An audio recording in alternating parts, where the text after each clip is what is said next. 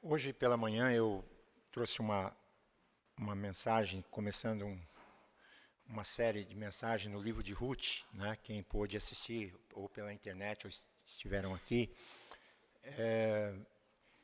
E a reflexão que nós fizemos foi exatamente essa, né? Graça em meio às dificuldades, né?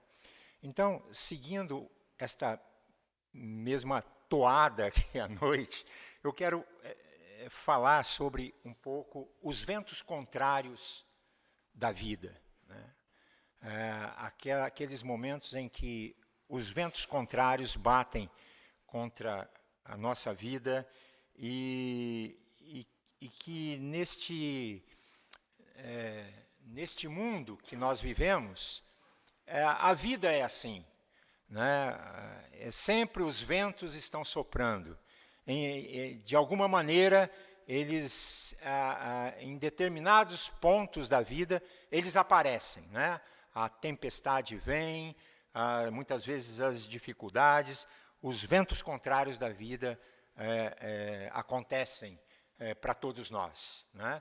E a gente poderia dizer quais são os ventos contrários que nós estamos passando ou enfrentando, ou já passamos, ou quem sabe ainda vamos passar, nós não sabemos.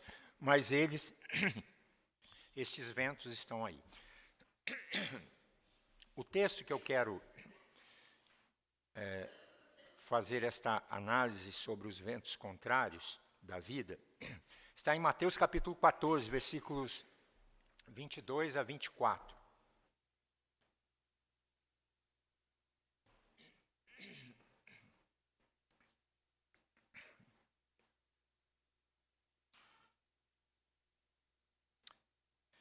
Logo a seguir, Jesus fez com que os discípulos entrassem no barco e fossem adiante dele, para o outro lado, enquanto ele despedia as multidões.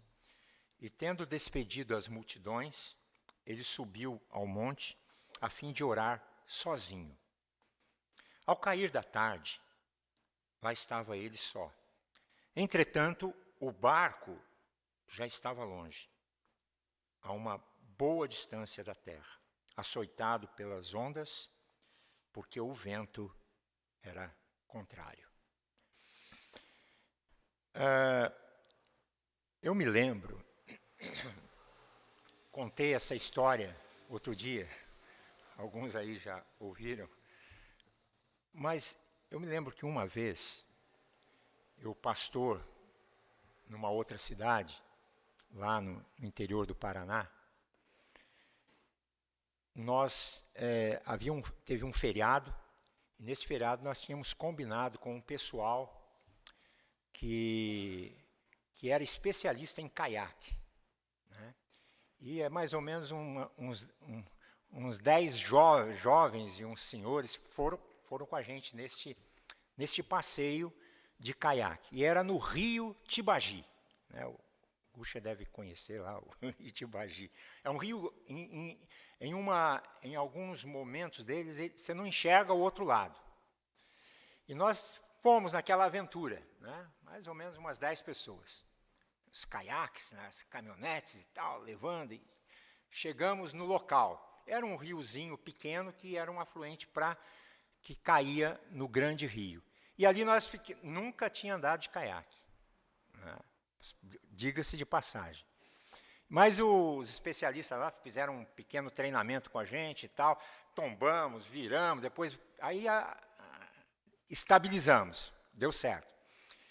E nós saímos para pegar o grande rio, naquele rio pequenininho, né, fomos ali remando e de repente vislumbramos o grande rio e entramos naquele rio, né, perfilhados, um atrás do outro.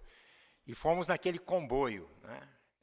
E aí adentramos o rio, fomos para o meio do rio, e o objetivo era o seguinte: descer o rio, e lá embaixo já tinha outra equipe esperando, né, em um determinado lugar, onde a gente ia comer um churrasco e tal, e o pessoal ia conversar, íamos ter uma comunhão e tal. E fomos. Estávamos lá, todo mundo tranquilo, tudo normal, remando, um atrás do outro, aquele comboio no meio do rio. Claro, todo mundo com colete, devidamente paramentado. E, de repente,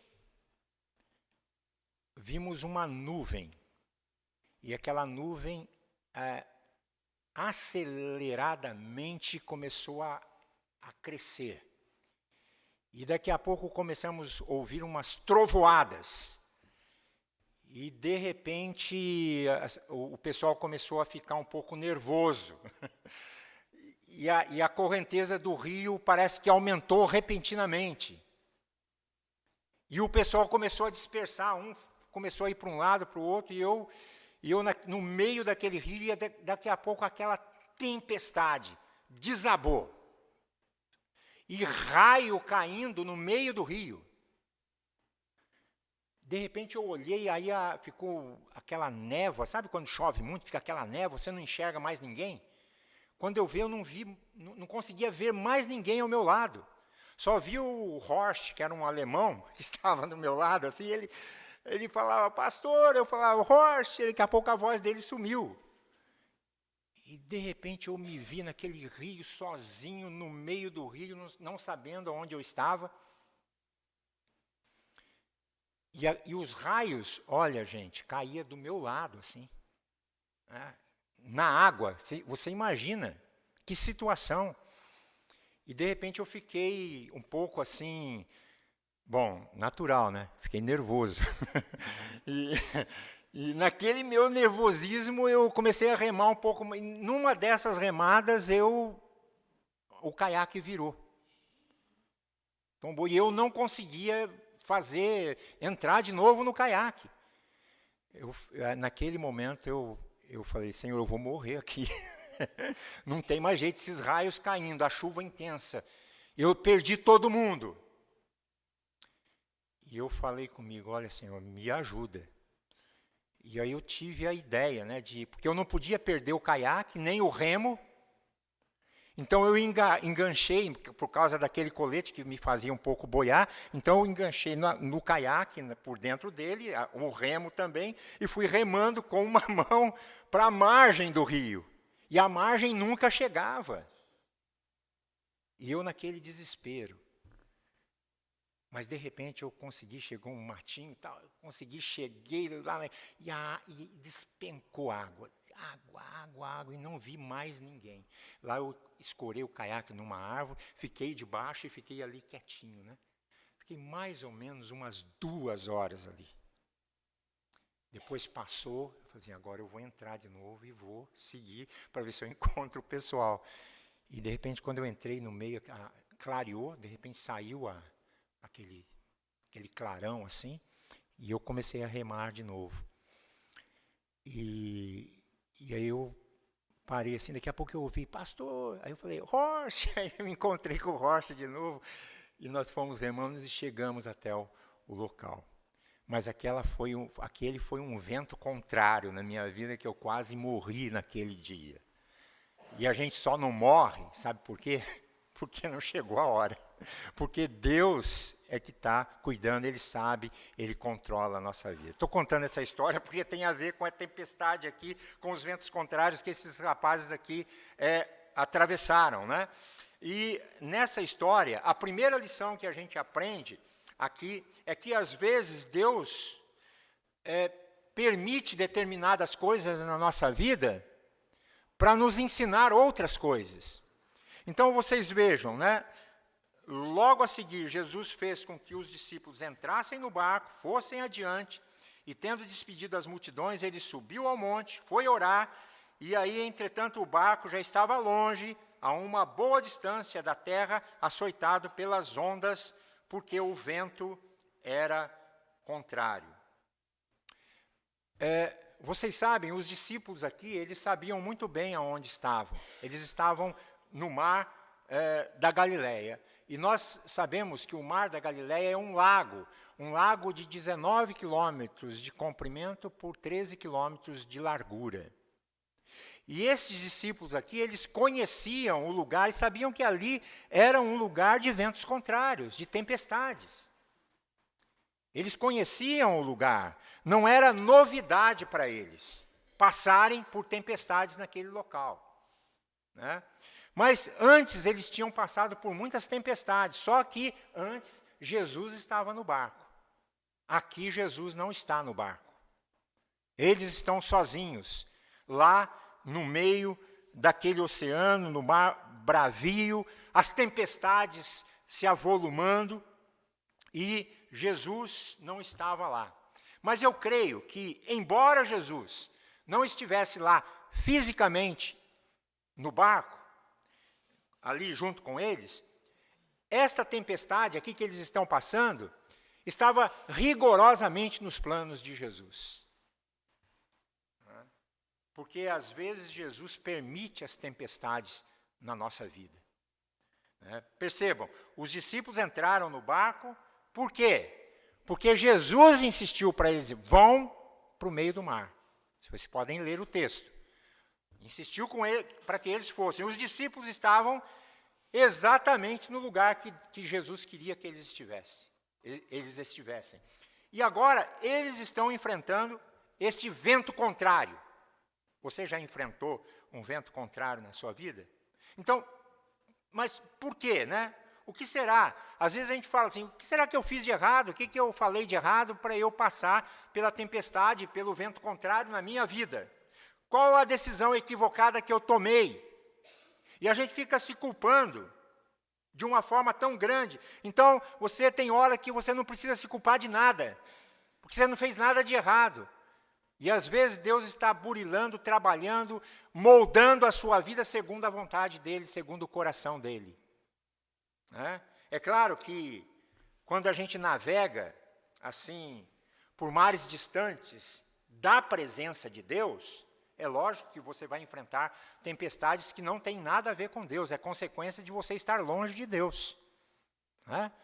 Tem gente que está longe de Deus, não quer saber de Deus, e enfrenta tempestades também, só que ele está longe de Deus, não são tempestades enviadas por Deus. Foi o caso do profeta Jonas, que Deus mandou ele para um lugar, ele foi para outro.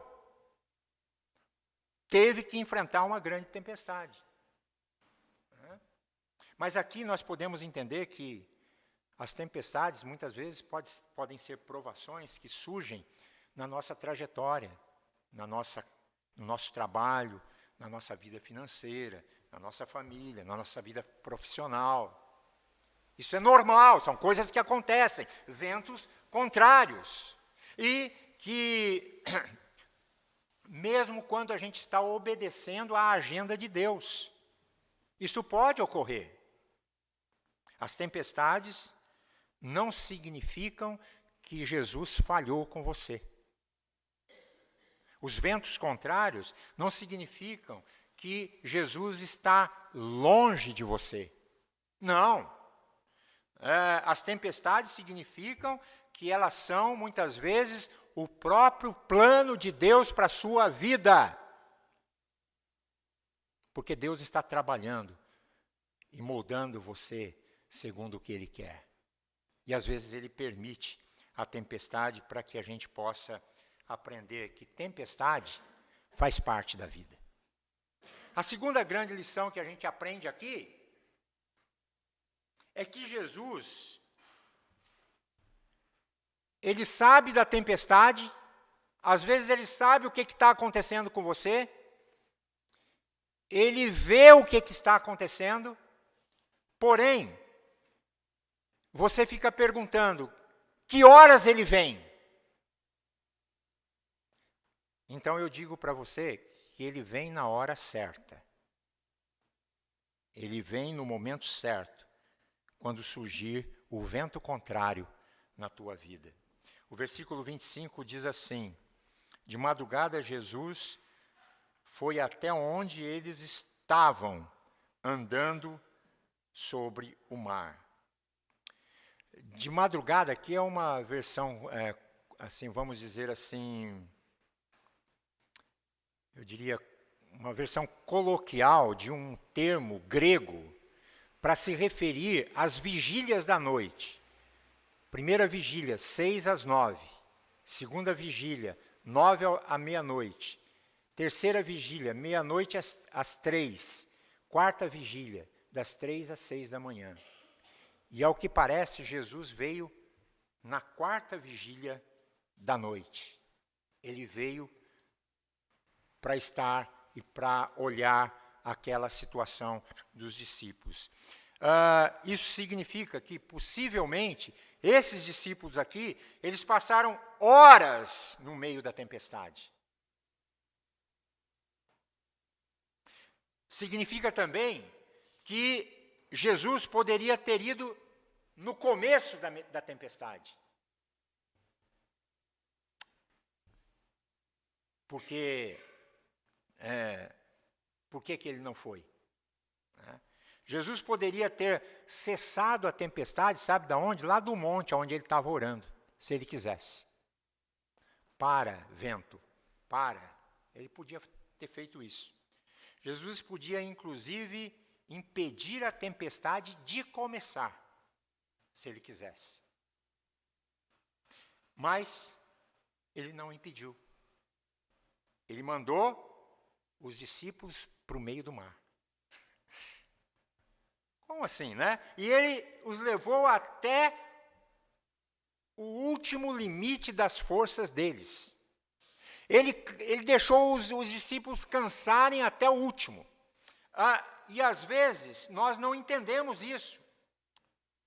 Mas ele às vezes permite coisas para que você enxergue no momento certo o poder que ele vai executar na sua vida. O propósito que ele tem para você, o chamado que ele tem para você, a bênção que ele tem para você, a graça que ele quer derramar na tua vida. E, na verdade, eu creio que há um jeito que Deus trabalha na nossa vida. Deus, ele, às vezes, nós não entendemos, mas nós só vamos entender o poder dele na quarta vigília da noite, lá no último momento. Porque às vezes Deus está trabalhando a nossa vida para sermos cada vez melhores para a glória dele. Esse é o Deus que a gente serve. Mas por que ele faz isso? Eu não sei. Ele faz porque ele tem um propósito para a vida de cada um de nós. É quando eu olho para o meu redor e eu não vejo mais recursos para nada. Eu não vejo mais porta aberta, eu não aguento mais, eu não suporto mais. Quando chega esse momento, e aí eu estou de uma maneira emocional, física e espiritualmente drenado, é nesta hora que eu estou pensando em desistir de tudo, é que Deus está dizendo, dependa de mim, porque eu nunca vou te abandonar. Eu sempre estarei com a minha mão estendida. E você nunca vai sucumbir. Sabe por quê? Porque eu sou o teu Deus. Eu cuido de vocês. Dependam, você então vai saber que nesta hora você pode depender do poder e da força de Deus. O apóstolo Paulo, ele vai dizer no Novo Testamento, né, porque na Bíblia é tudo contrário, né? Quando fala, não, você tem que ser forte, você tem que ser orgulhoso, você tem que ir para frente, você tem que fazer isso, você tem que fazer aquilo. Deus fala assim, aquele que se exaltar, será humilhado. Aquele que tentar colocar o seu ninho nas estrelas, eu de lá derrubarei. E Paulo fala assim, quando eu sou fraco, então é que eu sou forte. É tudo o contrário. Deus, por quê? Porque quando você é fraco, você não depende de você não depende dos outros, você não depende daquelas pessoas que estão ao seu... Você depende do poder de Deus, até para usar pessoas para te ajudar, para te abençoar.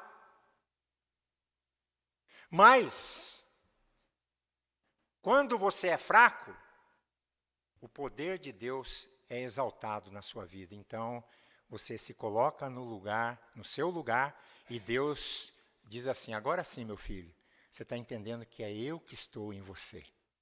Então você se torna uma pessoa forte para prosseguir. Né?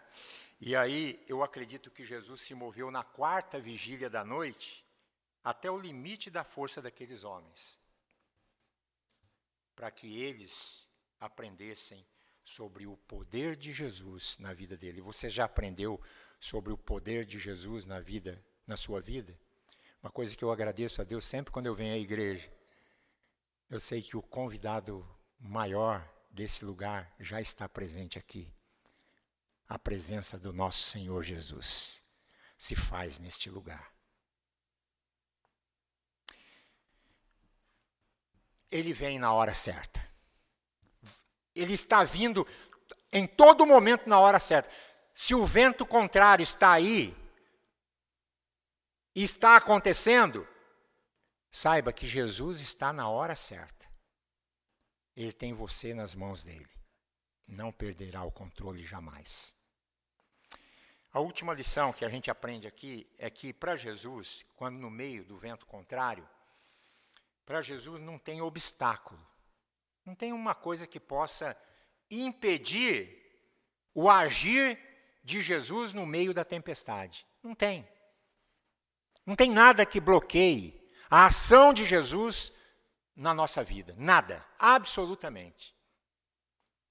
Aí o Mateus capítulo 14, versículo 25 diz: de madrugada Jesus foi até onde eles estavam fazendo o quê? Andando sobre o mar. Jesus estava lá no alto da montanha orando. O começo do texto diz isso. Vão vocês para o meio do mar, eu vou ficar orando aqui lá no alto da montanha.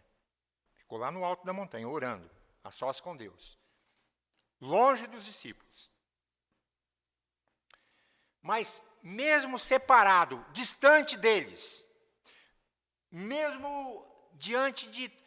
Então, eu fico assim pensando que Jesus é realmente um herói, porque você imagina à noite andando sobre o mar, naquela escuridão, tubarão, perigo, vento, água batendo, e ele caminhando no meio do mar. Quem que faz uma coisa dessa?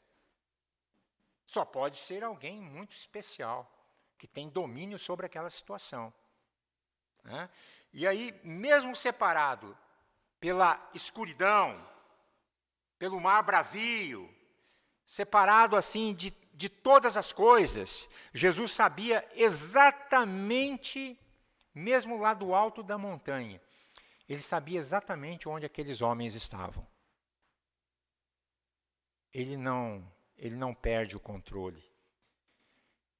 Eles sabem que altura, em que ponto do mar da Galileia aqueles homens estavam. E ele faz o quê? Ele segue na direção deles. A distância, olha, preste atenção, a distância não é barreira para Jesus. A escuridão não é barreira para Jesus. A tempestade, o vento contrário, não é barreira para Jesus. O mar que se jogava de um lado para o outro, não é barreira para Jesus. Você, nesta noite, pode assim, olhar para a sua tempestade. E você vai entender que, quem sabe você está difícil. Está muito difícil. Eu, certa vez, conversei com alguém que me procurou, pastor Edson, preciso dizer um negócio para você, olha, estou no fundo do poço, não tem mais jeito para mim, acabou, eu acho que eu tenho que dar cabo da minha vida. Eu conversei com aquela pessoa, foi muito boa a conversa que eu tive com ele, a gente orou, foi muito legal, mas eu cheguei à conclusão que não é só esse rapaz que me procurou, não. Que tem muitas outras pessoas que estão passando por ventos contrários na vida. Tem muitas pessoas que estão desse jeito, que estão morrendo por aí. Mas o que eu aprendo com Jesus, quando ele sai andando para o meio do mar, é que não tem distância, gente. Não tem, assim, uma porta fechada que ele não possa abrir. Para Jesus não existe absolutamente nada, nenhuma dificuldade, nenhuma notícia ruim,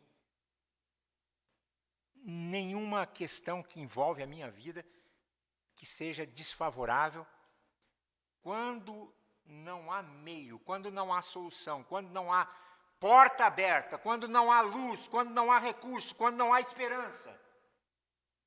Jesus é capaz de pavimentar o mar e andar sobre ele. Sabe por quê? Porque ele é Jesus. E nós somos seres humanos limitados, carentes, e precisamos dele. Jesus é capaz de abrir caminho no meio do mar para te buscar, para te chamar pelo nome e te dizer assim: olha aqui, eu cheguei. Não tenha medo. Vai dar tudo certo. Para quê? Para socorrer você. Ele é capaz de absolutamente tudo.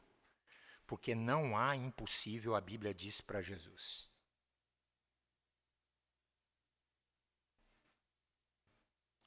Não importa a situação. Se a sua vida relacional está destruída, sonhos frustrados, quem sabe um relacionamento conjugal meio balançado, quem sabe você está dizendo: minha vida está uma porcaria. Se este processo da vida que está acontecendo ao nosso redor, que às vezes nos pressiona tanto, está te afetando de alguma maneira, quero que você saiba que este vento contrário que está no mundo, ele tem solução. E a solução para ele é a presença de Cristo Jesus, que atravessa os mares para nos alcançar.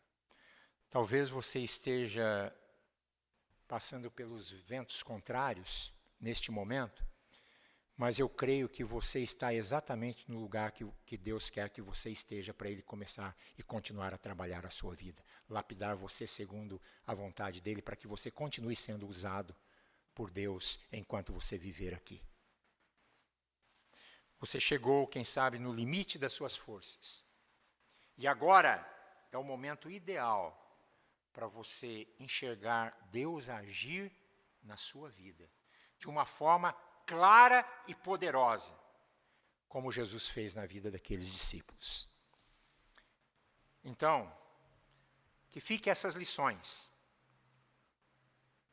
Às vezes Deus permite a tempestade para trabalhar a sua vida. Às vezes, e sempre, Deus sempre vai vir na hora certa. Quando você pensar que, olha, onde está Deus? Quando você pensar isso, Ele já vai estar lá. Porque a nossa capacidade é muito limitada. Eu mesmo, muitas vezes, fiz essa oração: Senhor, onde Tu estás? Mas, de repente, coisas começaram a acontecer e mudar aquele quadro da minha história. Jesus vem sempre na hora certa. E para Jesus não tem obstáculo que o impeça de agir no meio dos ventos contrários. Para socorrer você, nada pode obstacular a ida de Jesus até onde você está. Se você confia, se você crê, ponto final. Deus está olhando para você. Jesus está olhando para você. Porque sem fé é o quê? Impossível agradar a Deus. Então, quando você crê, não importa a situação, seja a crise que você se encontra agora, seja o momento mais difícil que você esteja passando, não há nada que seja tão agudo assim, tão difícil assim, e que essa questão que só você sabe, mas que Deus também sabe. E Ele então vai cuidar de você. E Ele está dizendo assim, nesta noite: ô fulano, deixa eu continuar tratando de você, porque eu já estou na sua vida. Eu continuarei a segurar a sua mão e a fazer de você um grande instrumento. Deus é presente. E quem sabe você, nesta noite, esteja passando por um vento contrário. Até por conta das coisas que estão... Esse mundo que está meio empolvorosa, né? E a gente, para viver nesse mundo, eu digo assim sempre, faça o melhor que você puder fazer com aquilo que Deus te entregou para fazer na sua vida, seja na sua profissão, seja na sua família, seja na sua vida social. Dê o seu melhor aqui neste mundo. Mas jamais deixe de lado a sua crença em Jesus. Essa devoção que você tem de vir aos cultos. Eu louvo a Deus quando alguém sai de casa e vem aos cultos, mas ela sabe que veio concentrada, ela veio para adorar o Deus que ela crê. Isso faz sentido. Você não é aquele cidadão que vem à igreja, mas ele só está lá de corpo presente. A mente dele não está lá. Mas quando você vem e adora o seu Deus, ele está de olho em você, ele está dizendo, olha, você não faz ideia, mas você é importante para mim. Eu sei a condição e o momento com que você saiu da sua casa e veio a este lugar. Você veio com qualidade. Tudo que você faz na sua vida, você não faz com qualidade? Você não procura, pelo menos, fazer com qualidade? Faz, tenho certeza. Para Deus, muito mais. Então, seja o momento que você vir a este lugar, sempre venha com aquela qualidade, numa preparação desde lá da saída da sua casa. Senhor, vou te cultuar. Abençoa o meu caminho, a minha saída e a minha entrada na minha casa. E Deus vai te abençoar. E eu quero então, te dizer o seguinte, tornar isso aqui prático, porque algumas vezes aqui eu amo orar com as pessoas. E eu gosto de orar com você. E eu gostaria de orar com você, né? De colocar a sua vida no altar de Deus. Eu não conheço os teus ventos contrários, mas Deus sabe. Então, neste momento, nós vamos orar. E eu quero convidar você, se você quiser orar comigo, vem aqui à frente. Vamos ficar de pé? E você vem aqui à frente. Eu quero fazer uma oração com você, por você. Eu gostaria que você tivesse esse retrato da presença de Jesus, em que ele não mediu nenhum tipo de esforço. Né?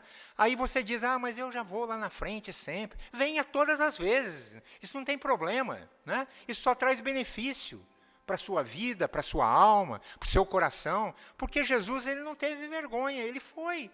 Ele se entregou, ele disse, olha, eu vou. Contra tudo e contra todos, eu vou chegar, eu vou pagar esse preço porque eu amo essa gente. E Jesus te olha e ele te diz, olha, vocês não sabem o quanto vocês são especiais para mim. E seja qual for o vento contrário do teu coração e da tua alma, ele é presente neste lugar. E ele, com certeza, já andou pelo mar, e ele já está no teu barco. Vamos orar?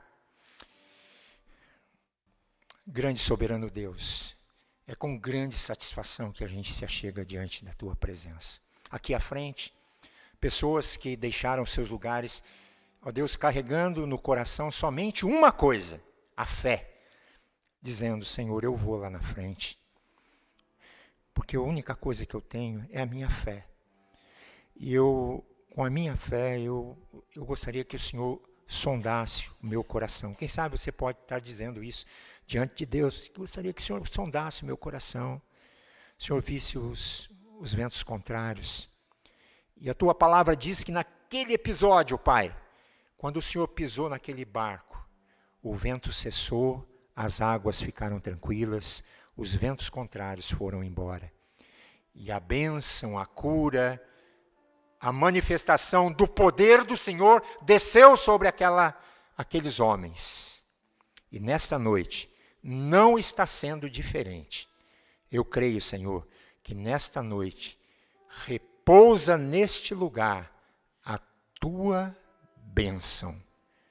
Que o teu nome seja glorificado, pois nós viemos a este lugar para glorificar o teu nome. E, ó Deus, muito mais do que isso, rogar ao Senhor que pode realizar o que tu queres, sondar cada vento contrário de cada coração aqui e amainar estes ventos e mandar embora e acalmar a alma e produzir a cura física, emocional, psicológica e espiritual nesta noite, em nome de Jesus. É a oração que eu faço. Amém. Amém. Podemos sentar, né? Eu convido ao conjunto, né?